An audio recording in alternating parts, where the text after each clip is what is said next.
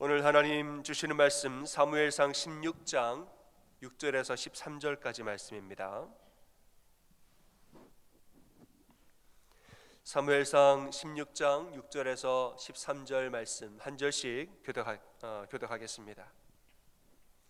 그들이 오매 사무엘이 엘리압을 보고 마음에 이르기를 여호와의 기름 부으실 자가 과연 주님 앞에 있도다 하였더니 여호와께서 사무엘에게 이르시되 그의 용모와 키를 보지 말라.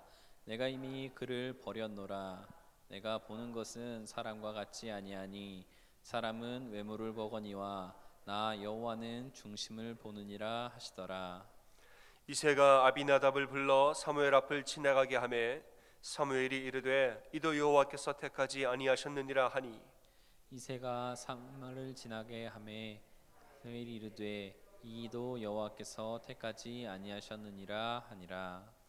이새가 그의 아들 일곱을 다 사무엘 앞으로 지나가게 하나 사무엘이 이새에게 이르되 여호와께서 이들을 택하지 아니하셨느니라 하고 또 사무엘이 이새에게 이르되 내 아들들이 다 여기 있느냐.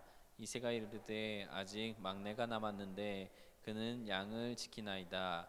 사무엘이 이새에게 이르되 사람을 보내어 그를 데려오라. 그가 여기 오기까지는 우리가 식사 자리에 앉지 아니하겠노라. 이에 사람을 보내어 그를 데려오매 그의 빛이 붉고 눈이 빼어나고 얼굴이 아름답더라. 여호와께서 이르시되 이가 그니 일어나 기름을 부으라 하시는지라. 사무엘이 기름 뿔병을 가져다가 그의 형제 중에서 그에게 부었더니 이날 이후로 다윗이 여호와의 영에게 크게 감동되니라. 사무엘이 떠나서 라마로 가니라. 아멘. 아멘. 할렐루야. 아멘. 우리 서로 전우자우로 손 인사합니다. 잘하셨습니다. 반갑습니다. 서로 인사하십니다. 네, 여러분 참 잘하셨습니다. 은혜를 사모하시는 여러분들, 오늘도 예배와 기도를 통해서 하나님이 여러분의 마음을 다 만지시는 줄 믿습니다. 또 여러분 간절한 마음으로 기도하는 기도의 내용들이 다 있을 터인데, 여러분 어떠한 기도도 진심으로 드리는 기도는 하나도 땅에 떨어지지 않고 하나님 다 들으시는 줄을 믿습니다. 여러분 포기하지 않고 계속 기도하시고 간절히 사모함으로 기도할 때 하나님이 분명히 응답하시리라 믿습니다. 오늘 말씀에서는 이제 다윗에게 기름 붓는 이 말씀이 나오죠. 어제 수요 저녁 예배는 골리앗을 이기는 말씀을 나눴는데 제가 어제 저녁과 오늘 새벽의 말씀 순서를 좀 바꿨습니다.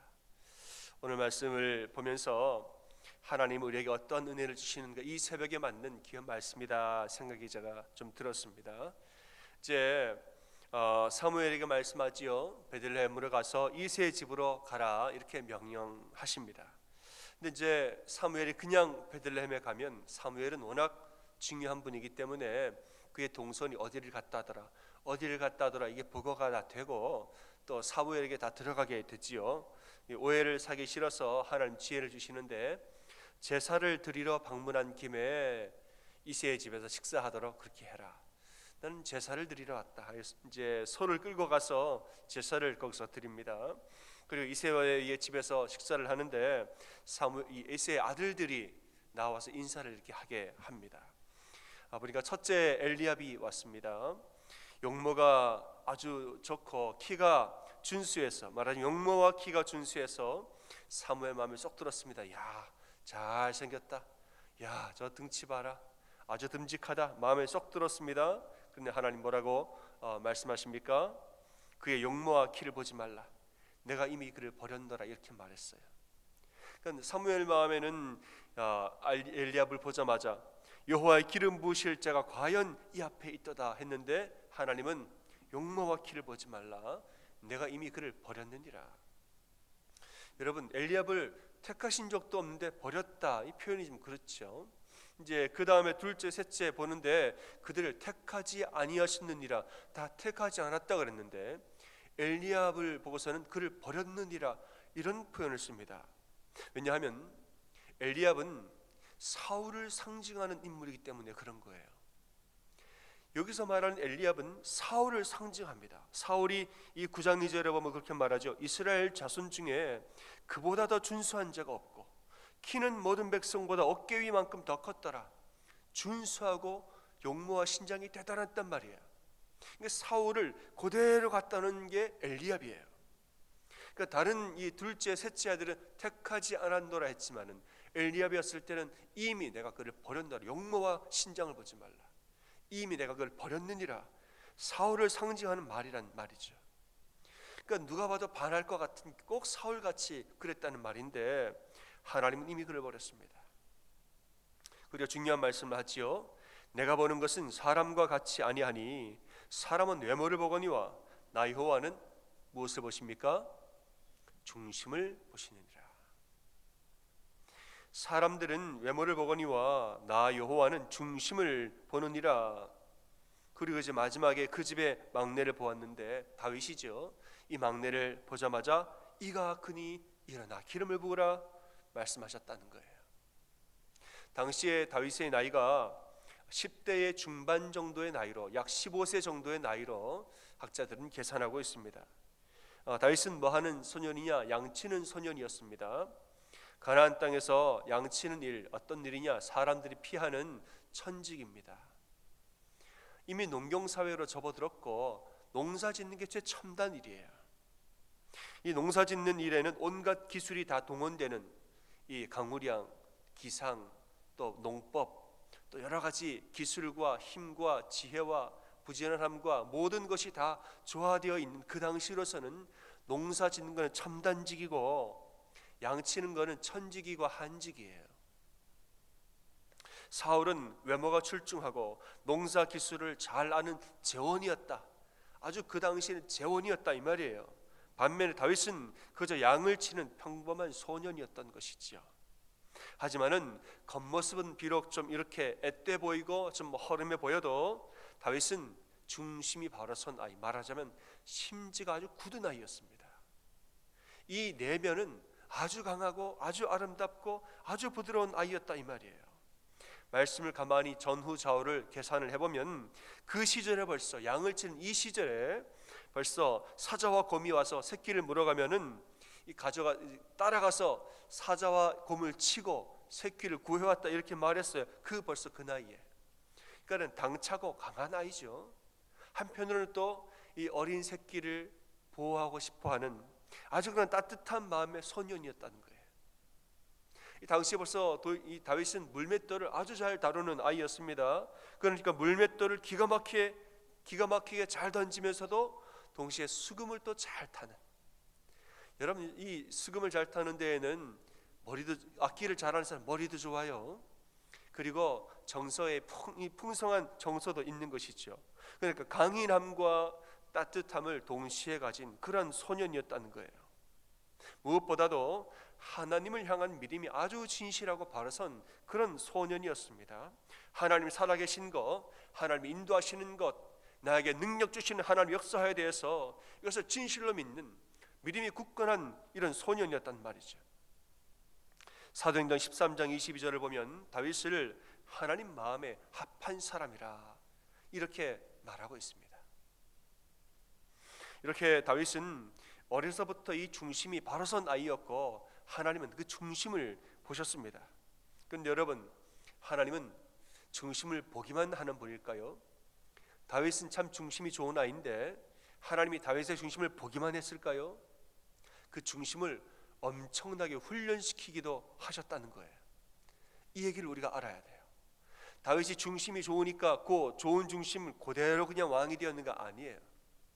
중심이 참 좋고 말하면 기본 바탕이 참 좋은 아이인 건 확실하죠. 그런데 기름 부으심을 받은 후에 10여 년 동안 도망을 다니면서 온갖 고생이란 고생은 하나님 다 시키십니다. 중심이 좋은 아이를 고르기도 하셨지만 그대로 왕을 안 시킵니다. 이 중심을 엄청나게 훈련시키시고 단련시키셔서 훈련된 중심이 세워진 후에 그때의 왕을 세웠다는 거예요. 혹독한 훈련의 과정을 통해서 다윗의 마음이 얼마나 훈련이 됐겠어요. 하나님 의지하는 신앙 원래 좋았지만 더 강하게 훈련시키신 거죠. 이게 비교가 되는 것이 사울은 기름 부음 받은 다음에 별다른 고생 안 하고 그냥 왕이 됐습니다. 사울은 기본 바탕이 참 좋았지요. 좋았는데 기름 부음 받은 다음에 별다른 고생 안 했어요. 그냥 집에 돌아가서 농사지고 살았더라. 그러다 전쟁이 나서 왕이 됐어요. 별다른 고생 안 했단 말이에요. 그런데 다윗은 기본 바탕도 좋았지만은 하나님이 얼마나 훈련을 시켰는지, 그냥 그 중심이 안 그래도 좋은 중심인데 더 강하게 훈련을 시켜가지고 아주 단련된 중심이 서니까 그때의 왕으로 세웠다는 것이에요. 여러분, 중심을 훈련하는 것이 이렇게 중요한 것입니다. 중심을 타고나는 것도 중요하지만 훈련하는 것 더 중요한 거예요. 고생 없이 자기 능력으로 사는 사람은 환난이 오면 넘어집니다. 하지만은 온갖 고생을 다 하면서 이 중심이 단련된 사람은 환난을 당할 때에 이기고 앞으로 나아가는 것이에요. 우리가 그런 무슨 지수 이런 말이 있죠. 사람의 능력을 측정하는 여러 가지 지수들이 있습니다. 지능지수, 암기력이라든가 수리력, 지능지수가 있어요. 그 다음엔 감성지수, 사람의 마음, 이러한 감성지수가 있죠. 그런데 여러분, 1997년에 폴 스톨츠라는 사람이 새로운 지수를 하나 만들었죠. 그러니까 비교적 최근에 생겨난 지수예요. 뭐냐 하면 역경지수라는 게 있습니다. 역경지수가 왜 만들어졌는가? 21세기에 성공하는 사람은 역경지수가 큰 사람이다. 왜냐하면 사회가 너무 빨리 변하니까. 사회가 너무 빨리 변하고 전 세계에서 예측할 수 없는 상황이 너무너무 자꾸 일어나니까 옛날처럼 지능이 좋아도 감성적으로 뛰어나도 새로운 상황이, 돌발적인 상황이 계속 일어날 때 이걸 깨고 일어나고 해치고 나아가는 능력이 없으면 이게 안 된다는 거예요. 21세기 이렇게 빨리 변화되는 사회에서는 역경지수가 높은 사람이 성공할 확률이 높다. 이래서 역경지수라는 걸 만들었습니다. 이 폴 스톨츠는 등산의 비유를 들어서 말을 하는데, 등산을 할 때 역경을 만나면 못하겠다 하고 바로 그냥 돌아서 산을 내려오는 사람, 이 사람은 퀴터, 그만두는 사람이라고 그랬어요. 또 역경을 만날 때에 이 정도만 하자고 적당한 곳에 안주하는 사람은 캠퍼, 그 캠핑 이 텐트를 치고 그냥 거기 머무르는 사람, 캠퍼라고 그랬어요. 그런데 역경이 있어도 계속 뚫고 계속 올라가는 사람, 클라이머라고 그랬습니다. 계속 올라가는 자라고 그랬어요. 클라이머일수록 역경 지수가 높다 이 말이지요. 여러분, 이렇게 변화가 빠르고 이렇게 예상치 못한 일이 순식간에 다가오는 이 21세기에서는 역경지수가 높은 사람이 성공할 것이다. 근데 여러분, 이 말 정말 마음에 와닿지 않습니까? 우리가 지금 이걸 체감하고 살잖아요. 우리가 체감하고 살고 있죠. 지금 코로나 바이러스로 전 세계가 이 팬데믹 상황에 빠질 줄을 누가 알았겠냐는 거예요. 이런 일이 일어날 줄을 그냥 한번 생각 정도 해봤지만 실제로 내가 그런 상황에 닥칠 줄을, 이렇게 엄청난 일을 내가 당할 줄을 누가 알았겠냐는 거예요. 그런데 이런 당황스러운 일들 앞에서 지능지수가 높아지면 똑똑해도 코로나 어떻게 이깁니까? 감성지수 있을 수는 있으나 더 중요한 게 있다는 거예요. 바로 무슨 일이 있어도 좌절하지 아니하고 계속 헤쳐나가는 역경지수가 우리에게 필요한 줄 믿습니다. 그게 우리에게 있어야 되는 거예요. 폴 스톨츠는 역경지수가 높은 사람들의 특징을 세 가지로 말합니다. 첫째는 역경이나 실패를 남의 탓으로 돌리지 않습니다. 두 번째는 내 탓으로 돌리면서 스스로를 비난하지도 않습니다. 세 번째는 얼마든지 해결하고 헤쳐나갈 수 있다고 믿고 삽니다. 이 세 가지가 특징이에요. 첫째는 남 탓을 하지 않는다. 두 번째는 자기 탓을 하면서 비하하지 않는다. 세 번째는 할 수 있다라고 말하면서 앞으로 나아간다. 이게 세 가지의 특징이라는 거죠. 여러분, 또 감사한 것은 지능지수라든가 감성지수는 타고나는 면이 많다는 거예요. 머리 좋은 사람 타고나야죠. 이 감성지수가 높은 것도 부모님으로부터 물려받은 타고난 것이 있어요. 그런데 역경지수는 후천적으로 얼마든지 발전될 수 있다고 말했어요. 역경을 이기는 역경지수는 물론 타고나는 것이 없지는 않지만 후천적으로 길러지는 것이 훨씬 크다라고 말을 하고 있어요. 다윗을 보겠습니다. 다윗 지능지수 어떨까요? 타고나기를 똑똑합니다. 다윗은 감성지수, 그렇게 노래하고 하나님의 영에 감동되기 전부터 하나님을 섬기고, 감성지수 꽤 많은 우리 소년처럼 보이죠. 이 물맷돌을 잘 다루면서 동시에 악기를 잘 다루는 것, 강인함과 부드러움, 그리고 이 지능지수와 감성지수가 다윗에게 이미 많아요. 그런데 약 15세의 소년, 역경지수가 얼만큼인가 측정하기는 좀 아직 일러요. 15세의 소년 역경지수, 인생을 얼마큼 살았는가 아직은 잘 몰라요. 그래서 하나님은 약 10여 년의 세월 동안 이 역경지수를 얼마나 훈련을 시키시는지, 온갖 역경을 다 단련을 시키시는데 다윗이 어떻게 했습니까? 이거를 전부 다 이기고 견디고 뚫어서 나아갔다는 거죠. 놀랍습니다. 우리의 관심은 뭐냐? 그걸 어떻게 이겼냐는 거죠. 어떻게 이겼느냐, 이게 중요한 거예요. 어떻게 이겼느냐. 역경지수는 후천적으로 길러질 수 있다고 하던데 어떻게 다윗은 그걸 길렀느냐, 이거예요. 말씀 보면 다윗은 믿음으로 이겼습니다. 그 많은 환난과 역경을 믿음으로 이겼다 이 말이에요. 자기 힘으로 한 것이 아니라 하나님이 주신 힘으로 이겨냈다고 말하고 있어요. 여러분, 역경지수 높은 사람 뭘 하지 말라 그랬죠? 남 탓하지 않는다. 그리고 내 탓도 하지 않는다. 그리고 할 수 있다고 말한다. 세 가지가 있다고 그랬어요. 다윗은 어땠을까요? 다윗이 시편을 보세요. 뭐라고 얘기합니까? 남 탓을 얼마나 하는지. 다윗 자체를 보면 지능지수도 높고 감성지수도 높아요. 그런데 역경을 당하는데 하나님 앞에 기도하고 시를 쓰면서 남 탓을 얼마나 많이 합니까? 저 원수들, 쟤들 때문에 내가 죽겠습니다. 그 다음에 다윗이 내 탓을 얼마나 많이 합니까? 난 이거밖에 안 됩니다. 죽고 싶습니다. 나를 어떻게 하십시오. 시편을 보세요, 여러분. 얼마나 남 탓을 하고 얼마나 내 탓을 하고, 그리고 못하겠다고, 나는 못합니다, 못한단 말 얼마나 많이 하는지. 그런데 여러분, 어떻게 그렇게 불평을 하고 하면서도 어떻게 역경지수를 그렇게 높였냐는 거예요. 어떻게 다 이겨냈냐는 거예요. 이 모든 것을 누구 앞에 나와서 했다는 것입니까? 하나님 앞에 나와서 했다는 것이에요. 불평하고 원망하고 남 탓을 하고 내 탓을 하고 못하겠다고 맨날 울고 매일매일 이렇게 했음에도 불구하고 이 모든 것을 이길 수 있었던 이유는 무엇이냐? 이 모든 것을 하나님 앞에 나와서 기도로 다 올려드렸다는 것이에요. 그게 결정적인 차이라는 것입니다. 하나님 앞에 나아가서 모든 걸 쏟아내면서 기도하니까 이 불평과 원망이 감사와 찬양으로 바뀌어졌습니다. 나는 못합니다. 그동안은 내가 할 수 없었지만은 이제는 기도하다 보니까 이제부터 다시 한번 해보겠나이다. 다시 한번 내가 도전해 보겠나이다. 하나님의 은혜가 임하니까 이 은혜로 말미암아서 이걸 이겨내게 되었다는 것이에요. 그 힘과 용기, 다윗이 이 성장했던 이 끈기와 지혜, 이 모든 게 누가 주셨다는 것입니까? 하나님이 주셨다는 것이에요. 특별히 기도하는 가운데에 하나님 그의 마음에 은혜를 통하여서 그를 세워주셨다는 것이에요. 이런 모든 세월을 지나니까 우리가 며칠 전에 알아봤지만은 다윗이 시편 62편 8절에서 이렇게 고백한 거예요. 백성들아, 시시로 그를 의지하고 그의 앞에 마음을 토하라. 하나님은 우리의 피난처시로다. 아멘. 이 다윗의 고백이 그냥 나온 고백이 아닙니다.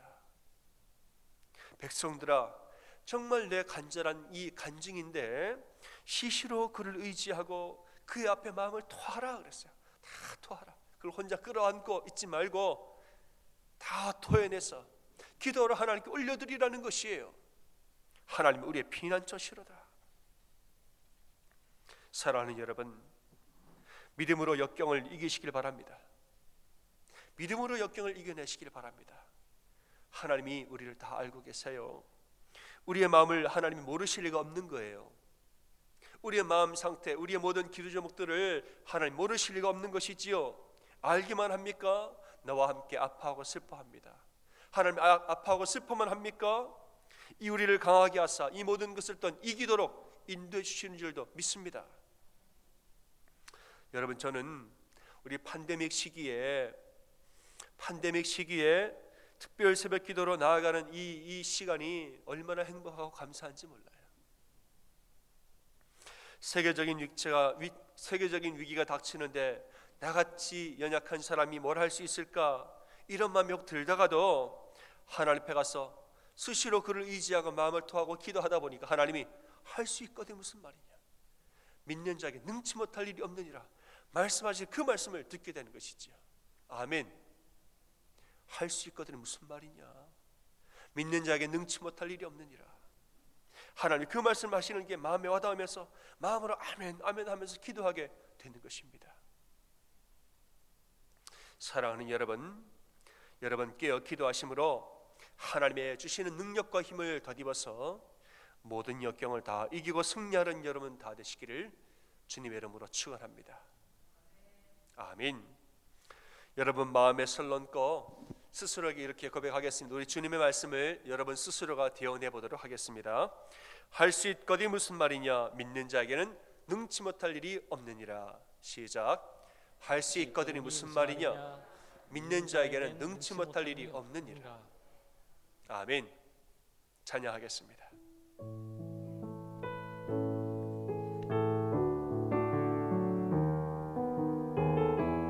우리 함께 신실하신 하나님을 고백하면서 찬양하겠습니다. 하나님 한 번도 나를 실망시킨 적 없으시고 언제나 공평과 은혜로 나를 지키셨네. 오 신실하신 주, 오 신실하신 주, 오 신실하신 주, 내 너를 떠나지도 않으리라, 내 너를 버리지도 않으리라 약속하셨던 주님, 그 약속을 지키사 이후로도 영원토록 나를 지키시리라 확신하네.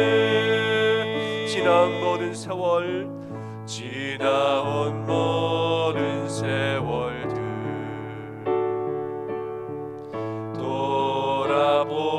돌아보아도 그 어느 것 하나 주의 손길 안 미친 것 전혀 없네. 오 신실하신 주, 오 신실하신 주, 내 너를 떠나지도 않으리라, 내 너를 버리지도 않으리라 약속하셨던 주님, 그 약속을 지키사 이후로도 영원토록 나를 지키시리라 확신하네.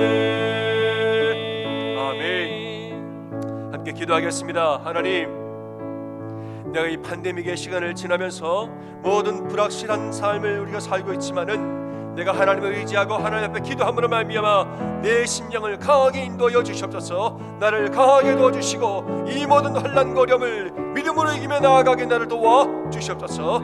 우리 주여 삼창하고 함께 기도하겠습니다.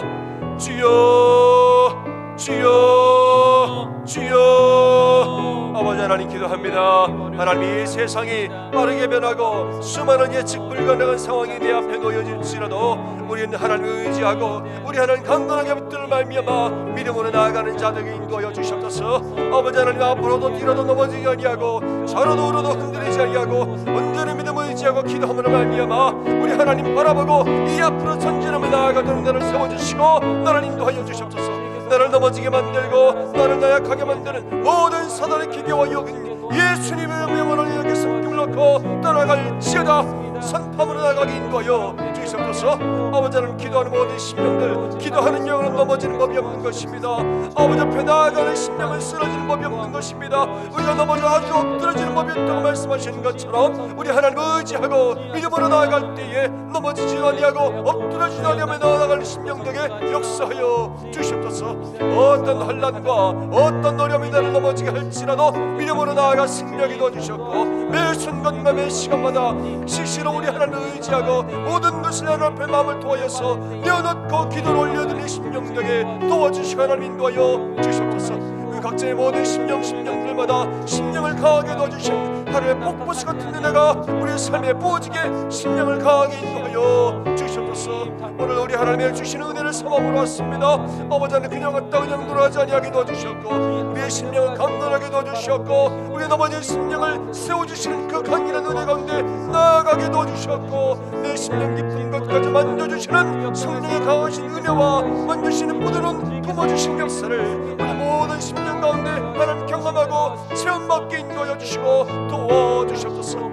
간절히 기도하는 모든 심령들, 어떤 기도도 땅에 떨어지지 아니하고 우리 하나님 다들 응답하시는 줄 믿습니다. 이 믿음 가지고 계속 기도하게 도와주셨고 아버지 하나님, 끊임없이 아버지 앞에 나아가 부르짖고 간절히 기도할 때에 다들 역사하여 주시고 우리를 인도하여 주시옵소서. 함께 해주시기를 소원합니다.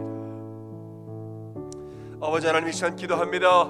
하나님, 인간적인 마음으로 인간의 능력이 아무리 뛰어나도 지능이 높고 감성이 뛰어나다 할지라도 우리는 연약함 가운데 넘어질 수밖에 없는 존재임을 다시 한번 솔직하게 고백하고 나아갑니다. 하나님, 그래서 나는 수시로 우리 하나님을 의지하겠나이다.